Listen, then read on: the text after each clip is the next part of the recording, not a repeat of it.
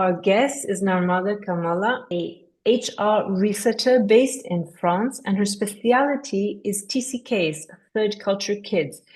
How the experience of the expatriate family is linked to organizations and how they interact. And with that, I'm going to turn it over so we can have more detail from Narmadha. Thank you, Narmadha.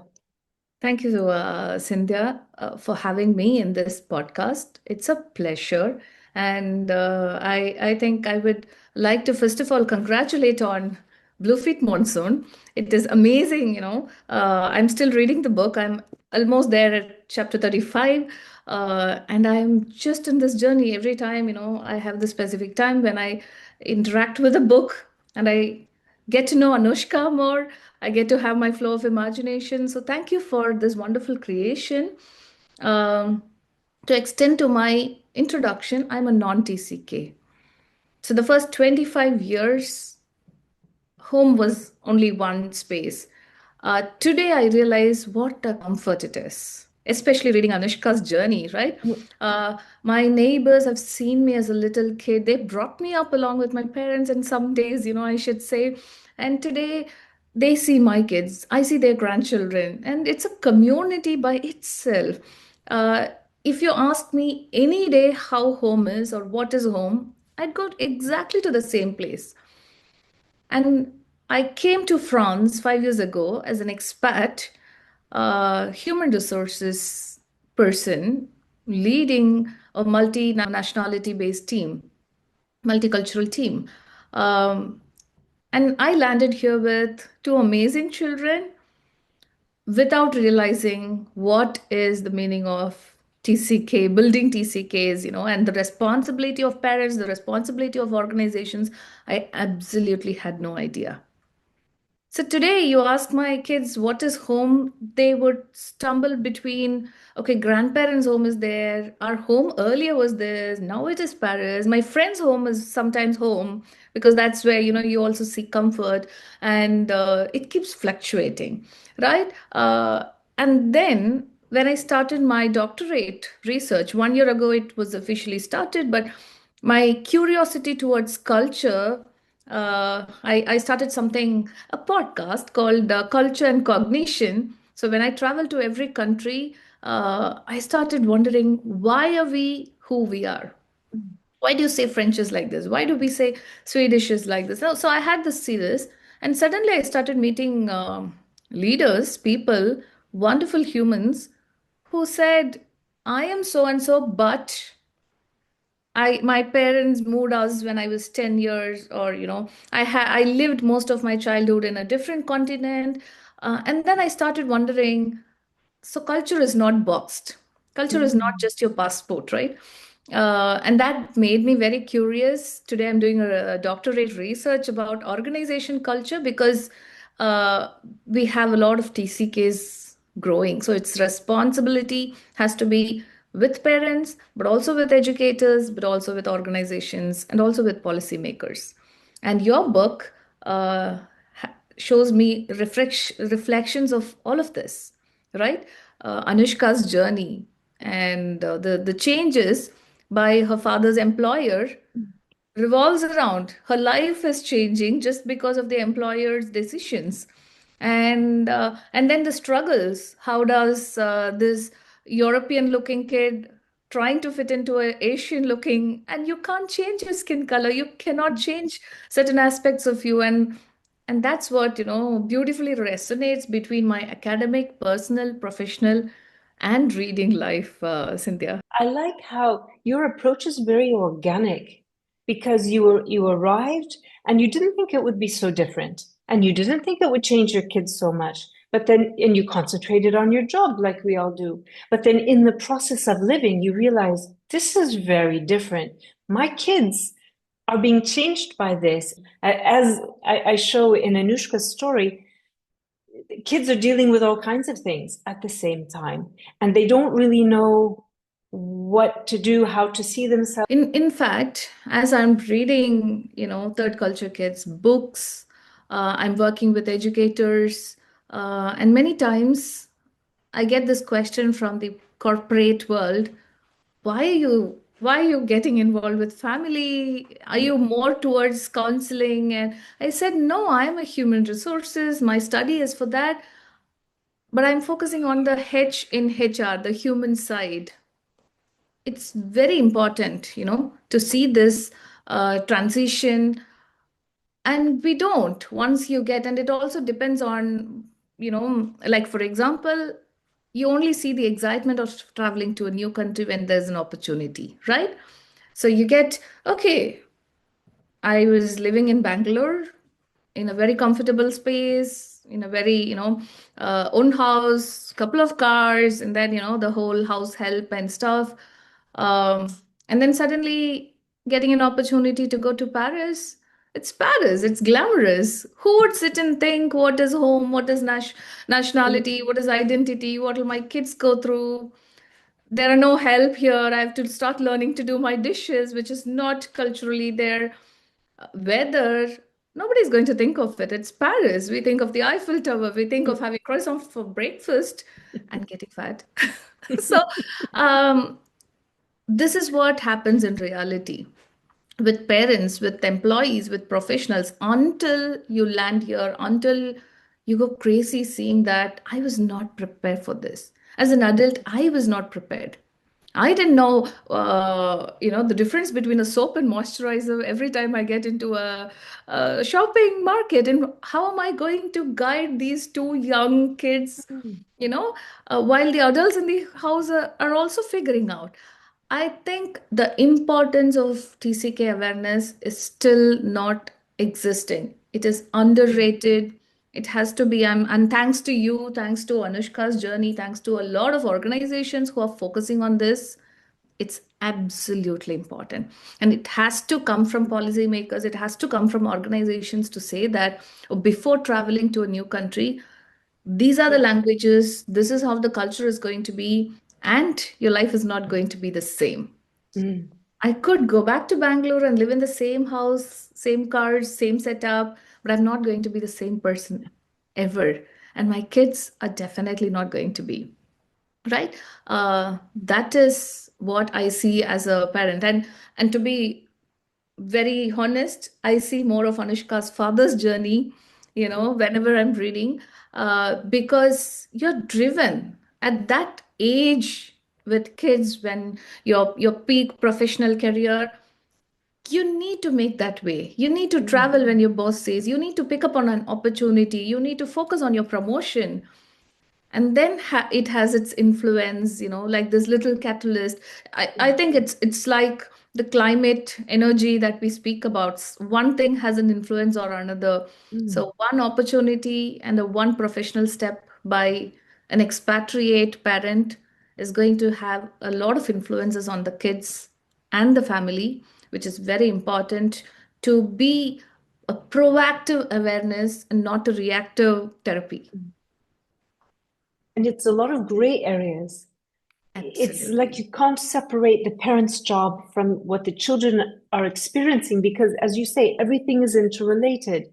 Yeah, And when the boss says you need to go somewhere because the client is having an issue, we can't lose this client. This is serious because everything that the family does is also based on the security of this, of having the job, of knowing that, we can pay the rent. It's everything is connected. And I think it's difficult because so often we hear ideas and it seems to separate things. Well, we have to focus on the parent. Well, we have to focus on the children.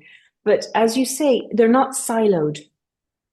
It all goes together. And when families are sort of dropped in a place and not understanding that these small details, like you said, you go to the shop, what's the difference between these little things?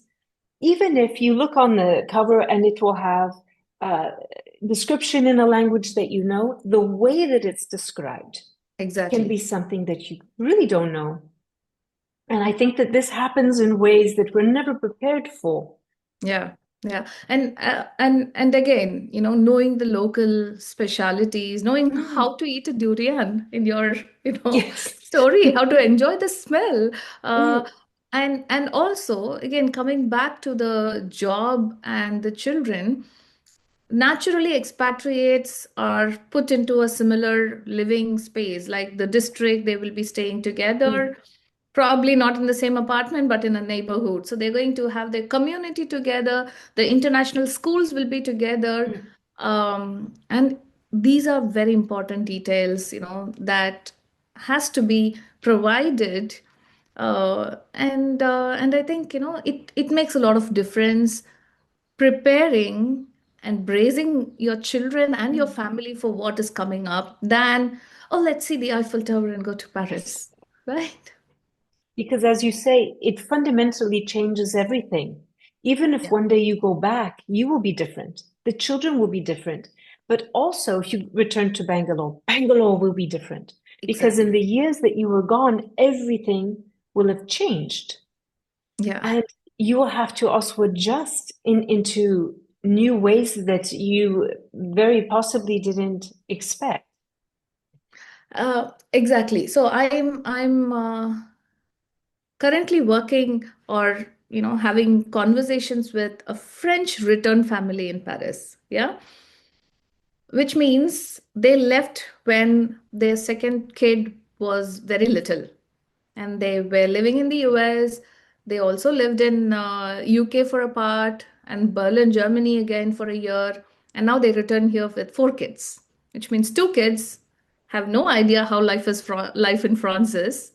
They're more American, French looking American, right? So they never was, they were always the French kid in the US, and they will always be the American kid in Mm, France.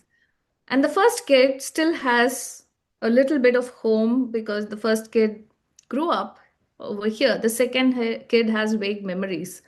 So their family, uh, the conversation took us where it was about, I am French. How do I feel French after all these travels? And that's so deep, right? It's a deep question that often children don't ask themselves. If you grow up in one place, you don't have to ask yourself because you Yeah, know. But if you're a child and you're confronted with this profound question, you're asking it already at a young age. Like Anushka, she's exactly. ethnically half French, half Indian. But she has also this English passport. Why? Because she could, because of her father, but she's Yeah, never been there. And who is she really? How can she describe herself? And the returning French kids, they have a French passport. Their parents are French, but they're not like their parents. They're completely different now. And part yeah. of their childhood was formed in other cultures. So they are really more than one thing. And I really want to ask this question, which I do in Blue Feet Monsoon. How do we help children understand it's okay to be more than one thing? Like your daughters, they're Indian, but a bit of them is going to be French, and a bit of them is going to be this other thing that is growing up in an international situation with other international people, this third culture concept. How can you be all those things and let them cohabitate in you and have everything be all right, where you're not forced to choose? Thank you for asking this question, not just to me in the podcast, but I think this is a very important question that you're bringing as a value, to the society, Cynthia. Um, I had this conversation very recently, and I'm going to take two examples of one kid where the mother is more anxious. Mm, She says, oh, this is not our country. Do we go back after some time? Do we stay here? mm, Um, we need to keep up our traditions. Let's do it the old way. But nobody does it here in France, mom, anymore. But let's do this. But also, let's try and be French because we need to adapt until we are here. But we don't know. So, this whole confusion messes up the children, right? Uh, and then there's other example of an expatriate family where it's very clear, this is who we were, this is who we are, we have no idea where we are going next. let's get the best of every world. Let's be grateful for every experience. Let's learn from every challenge. We miss our traditions the good old way. Let's do what we can do here. We're not going to, again, Anushka's journey, she will try to look like the people, around, which is impossible. So we have to accept who we are and then find communities and people who are sharing the values, not necessarily who are multicultural, right? People connect with values. And both these children or both these societies, they had a um, very different effects to kids of similar age group, and the children got different treatment, right? Mm. So the kid who had this affirmation from parents and school saying, and this school also had this whole adaptation concept, you know who you are, these are the challenges, you will have some bad days, you will have some good days, absorb it all, take it in. It doesn't make your life bad. It's just one bad day where you feel different. So these affirmations from parents, these affirmations from schools, organizations having a set policy. Okay, an expatriate contract is from so and so year to so and so year, and then you go back or you go to the next. Some Mm. organizations keep jumping, and some organizations have, okay, maybe this person gets 10 years, maybe this person gets 20 years, this person goes in a year. So all these fluctuations has an impact on the Mm. future generations. So as adults, can we be responsible as a parent, as educators, as organizations to set up process, to give more Mm. affirmations, to give more clarity, and that will make the future generations life, because they have their own journey apart from a TCK problem. Let them deal with it while we make the ecosystem safe. What do you think about, this is my Mm. personal journey, interviewing, in my research, studying about these contrasting ecosystems. So organizations, again, I'm a HR, so I know what Yes. what we thought is the bigger ecosystem, and not in my company alone, but I know the HR ecosystem, what happens across in Mm. companies. There are induction programs. And this is especially when it is a large organization, there's a base, very beautiful setup, and there's a even before, once the visa is approved, there's a session to just prepare the employees, which is like a 30-40 minutes of session with and then Q&As. And then you land in here. How do you approach? How do you dress up? Or, what are the better areas to find your houses? And in some countries, there are also, support available in terms of documentation, like a housing agreement, etc. My study is that all of these is very much at the top of the iceberg. To provide a service, what if some of the families have special children with disabilities? Yes. What if families are facing difficulty in transitioning for multiple reasons, Mm. right? Um, so that way, just like how you have a documentation support, and I think, organizations have these relocation agencies, which is a good thing that you have support to find a house in a new country. Imagine you end up Mm. going to a completely different continent. Your company is taking care of you to find a housing there. The same way, it is very important to also have these TCK coaches, because Mm. you're not only sending humans who are going to live in the house, you're going to send a family there. Mm. So how family system works, and there are many examples of parenting differences. In some countries, the hierarchical parenting is very norm. In an Mm. egalitarian society like the Nordics, you cannot raise your voice against your child, and that's a punishable offense as well. Yes. These kind of awareness, and what are your eating etiquettes. So this is deep, and it This is. is it is impossible for organizations to do it Mm. on their own. It is possible with, until you invest a lot or you put in a lot of efforts Mm. in manpower. There are beautiful agencies who are specialized in this. Mm, There are experts, coaches, therapists who know how to make these transitions easy. mm, And that is what I'm talking about, to say that let everyone, and it should not be only organizations and these agencies. There should be a policy. And European Union focuses on a lot of these, policies about migrants, immigrants, expatriates, and they mm, have, structured work around this. So there has to be policies which say these many hours of TCK coaching is essential if you're traveling with so and so kids, etc. Even to be an expatriate in a different country as a parent, don't just let parents and kids jump from somewhere in the flight.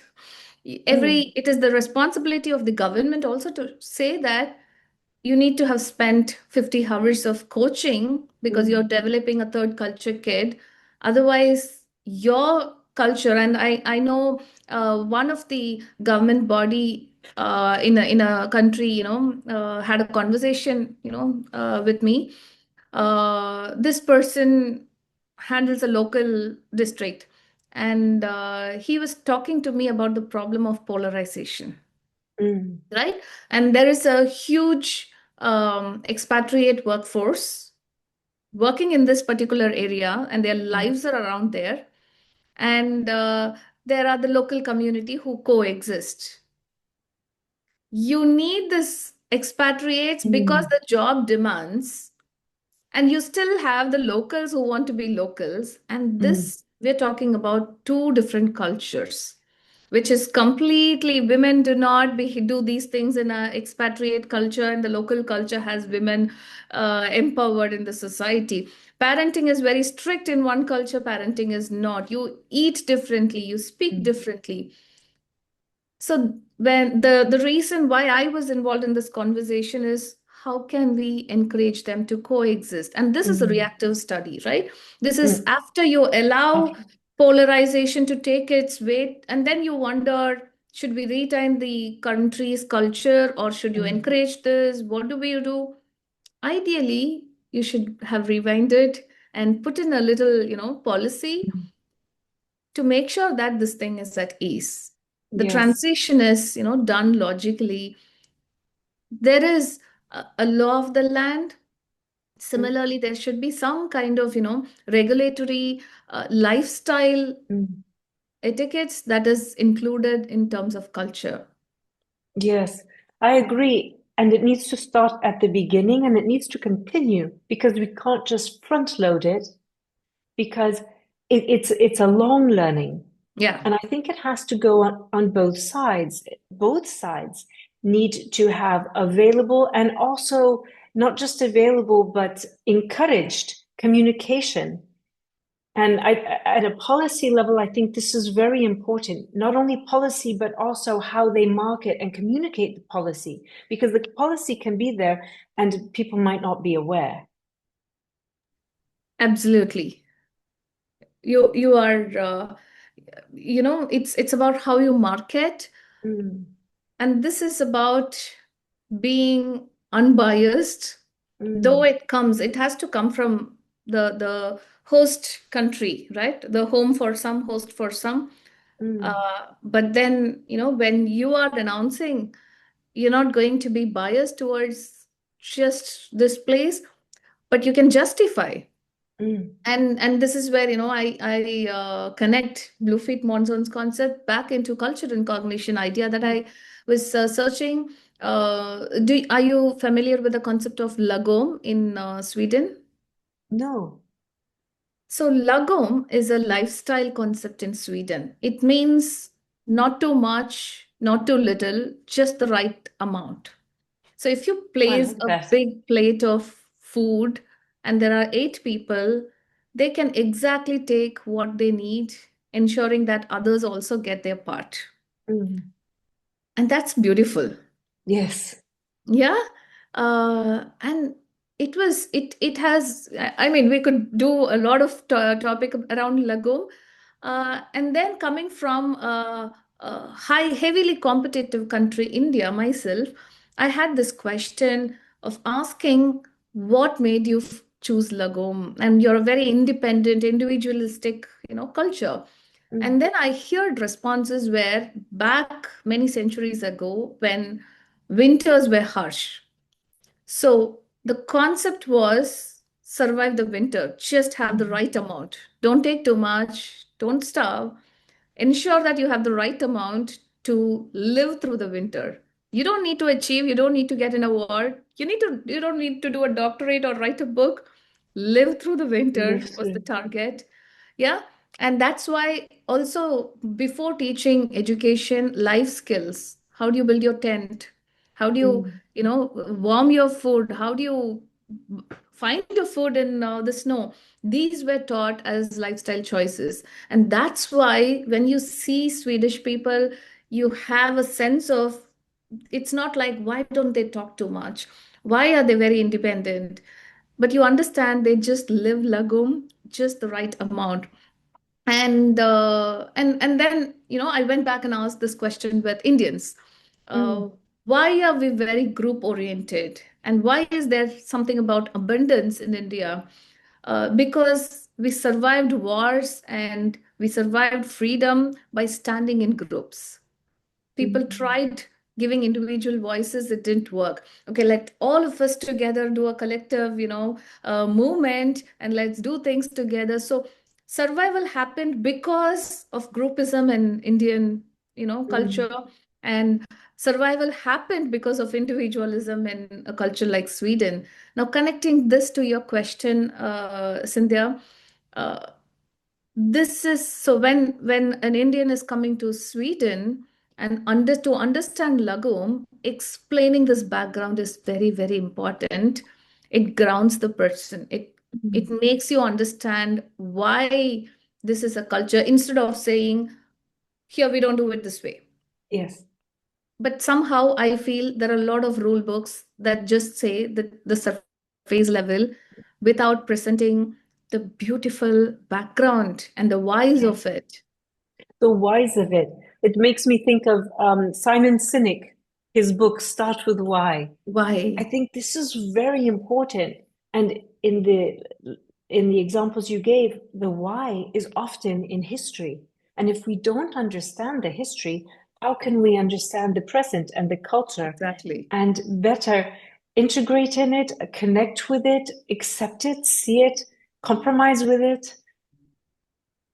Absolutely. I think, connecting back with my research or Anushka's story, imagine there was a few hours of training for Anushka's parents, especially they're cross-cultural, right? The Yeah. Indian and French parent living in, a core Singapore, Malaysia, uh, and the whole transition. They also travel quite a bit Mm. around. Uh, they imagine she got that gift of parenting coaching. Her parents Mm. got that, which is ideally the gift for Anushka.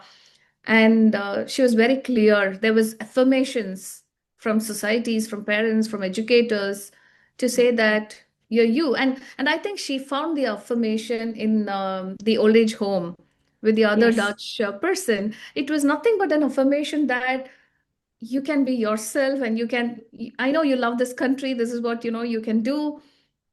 And why don't you make that a way of life?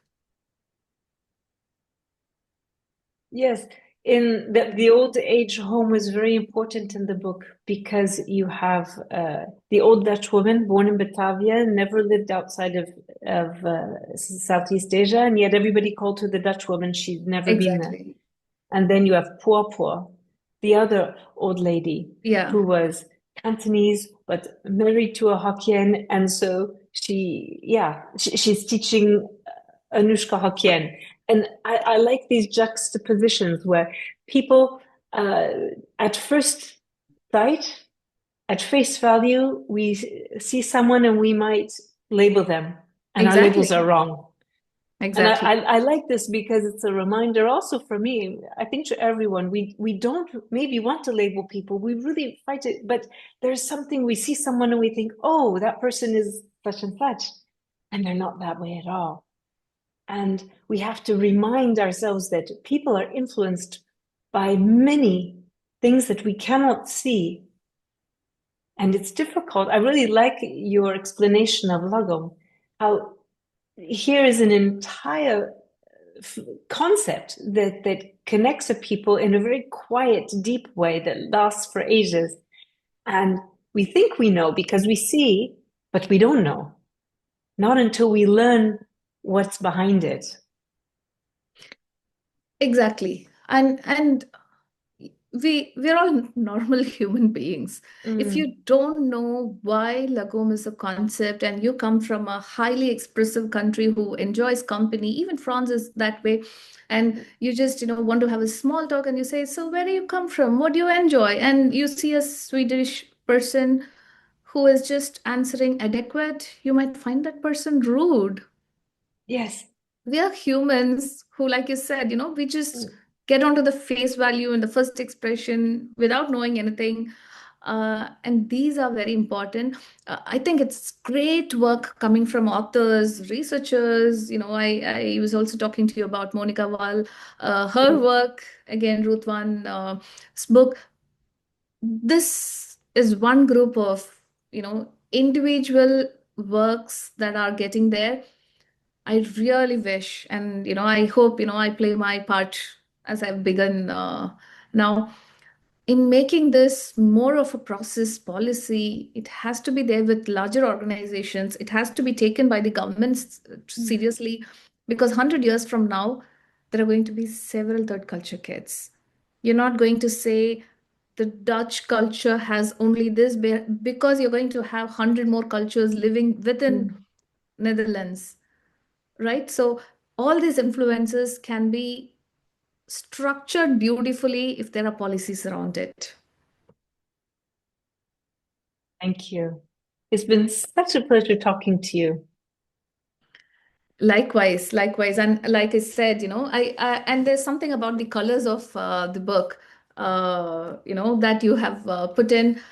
It gives that sense of calmness. Maybe your podcast, you ask everyone the question, what is the story behind these colors, the beautiful teal and blue? Is there a connection with Bluefeet Monsoon, the name itself over there? There is the cover picture is actually an actual sarong, a blue one from the book is set in the 1980s. It's from the 1980s. Actually, it's my sister's sarong because Wow. we all and everybody it's something about the sarang, at least in that period of time. All ethnicities wore it. You would get home and you would change. A lot of times now in around the world, people get home from school or work, they put on jogging. But then in Singapore, we would take off, the suits from work or the school uniform, and around the house we would make a t-shirt and we'd put on the sarong. And it was a different kind for the women and for the men in Malaysia. Malaysian sarong for women, it's flowery like this. But the color blue for me, there's the incident when she gets caught in the monsoon and her blue shoes stain her feet. There's this the concept of blue is just a tiny thread through it that sort of connects it. Blue, the sky blue, blue, the water. Blue can be so many things. Yeah. And so because of the title, I chose a sarang that was blue. And it was also the sarang that I have Anushka wearing as she travels. And she just puts it in her backpack. So Yeah. wherever she goes and she's going to sleep, she puts this on and it connects her to the That's so life and the beautiful. her that she knows. Thank you for sharing and, sharing a part of Anushka's life with all of us through your book.